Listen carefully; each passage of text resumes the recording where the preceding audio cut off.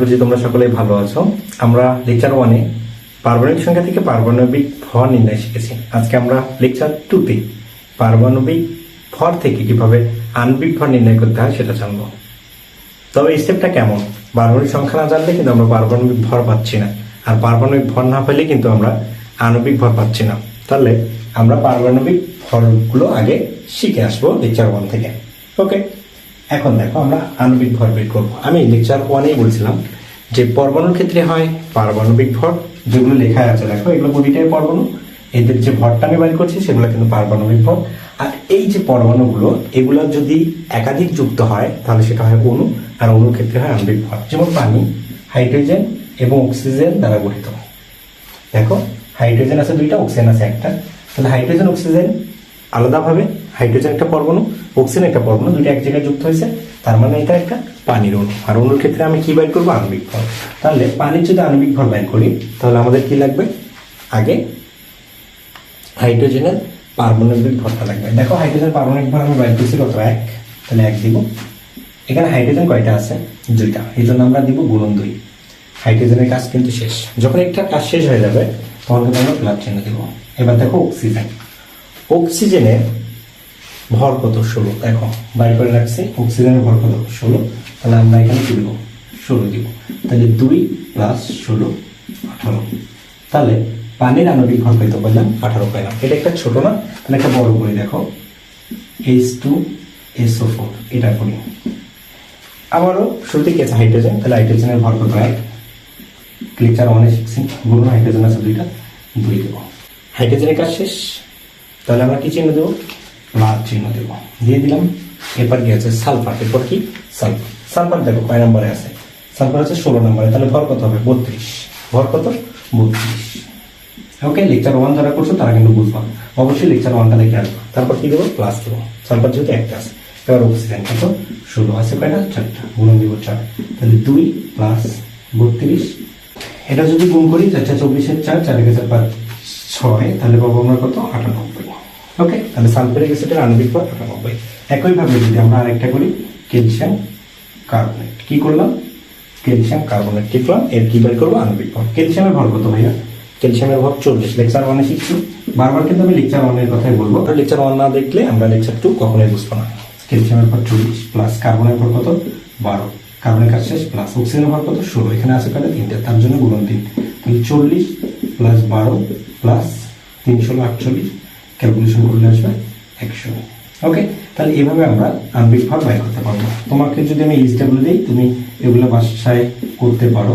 CH4 NH3 K2 Cr2O7, potassium permanganate, potassium dichromate, এই দুটারে তুমি KMnO4 KMnO4, আর potassium permanganate, potassium ডাইক্রোমেটের এই দুইটা তুমি আণবিক ভর বের করতে পারো। তাহলে তোমার বাসার কাছে এই চেকটা।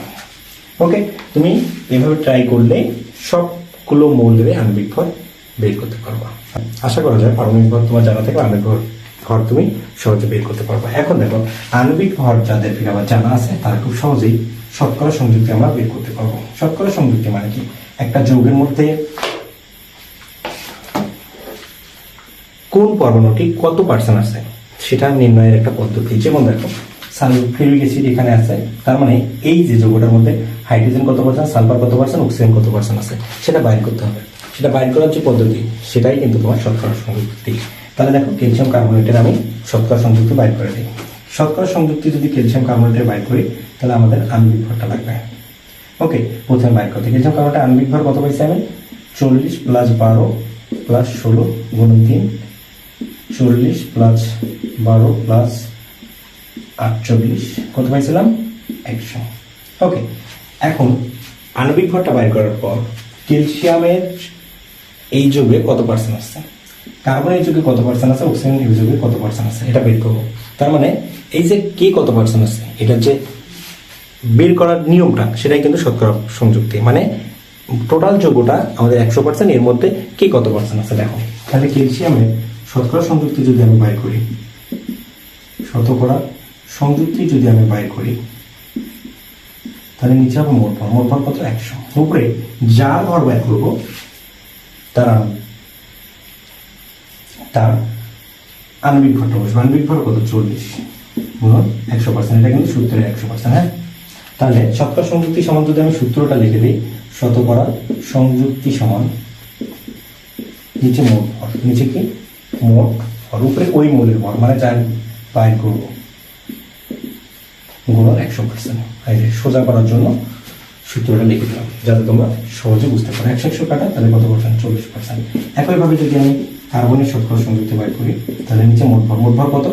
100, উপরে ওই মৌলের ভর মানে কার্বনের, সেটা বাইর করবো। কার্বনের ভর কত আছে যৌগটায়? 12 গুণন 100%। তাহলে কাটাকাটি করো তাহলে কত? 12%। একইভাবে আরেকটা আছে, সেটা হলো অক্সিজেনের শতকরা সংযুক্তি, নিচে কি মোট ভর, মোট ভর কত? 100, উপরে ওই মৌলের ভর। আমরা অনেকেই এই যে এখানে অক্সিজেন লিখছি না, এখানে 16 বসাই দিই, কারণ অক্সিজেনের ভর তো 16। এখানে টোটালি ভুল উত্তর আসবে। কেন? এই যে অক্সিজেন আছে 3টা, তুমি এখানে একটার ভর বসাইতে হবে না, এখানে বসাইতে হবে কত? 48। 3টা অক্সিজেনের ভর কত? 48, কারণ অক্সিজেন যে আছে 3টা, তুমি একটা 16 বসাই দিতে হবে না, ওখানে 100%। তাহলে 100 কাটা তাহলে 48%। তাহলে এখানে আমরা কোনো যৌগের আণবিক ভর থেকে শতকরা সংযুক্তি বের করতে পারবো। এই শতকরা সংযুক্তিটা আমার ঠিক আছে কিনা সেটা বাইর করার জন্য আমি এই যে পার্সেন্টগুলো বাইরে আছে সেগুলো যোগ করবো। যোগ করার পর 99 থেকে 100-র মধ্যে আসলে আমার উত্তরটা রাইট আছে। তাহলে এইভাবে আমরা পারমাণবিক সংখ্যা থেকে পারমাণবিক ভর, পারমাণবিক ভর থেকে আণবিক ভর, আণবিক ভর থেকে শতকরা সংযুক্তি পাইলাম। এই শতকরা সংযুক্তি যাদের জানা আছে আমার, তারা খুব সহজে স্থূল আণবিক সংকেত পারবো। যাই হোক, আমরা টোটালি লেকচার 1 এবং লেকচার 2-তে খুব গুরুত্বপূর্ণ জিনিসগুলো শিখলাম। এর পরবর্তী লেকচার 3-তে আমরা আরো গুরুত্বপূর্ণ জিনিসগুলো নিয়ে হাজির হব এবং আমরা খুব ক্ষুদ্র পরিসরে ছোট ছোট জিনিসগুলো থেকে আস্তে আস্তে রসায়নের বৃহৎ জিনিসে প্রবেশ করব। আজকে পর্যন্ত আল্লাহ হাফেজ।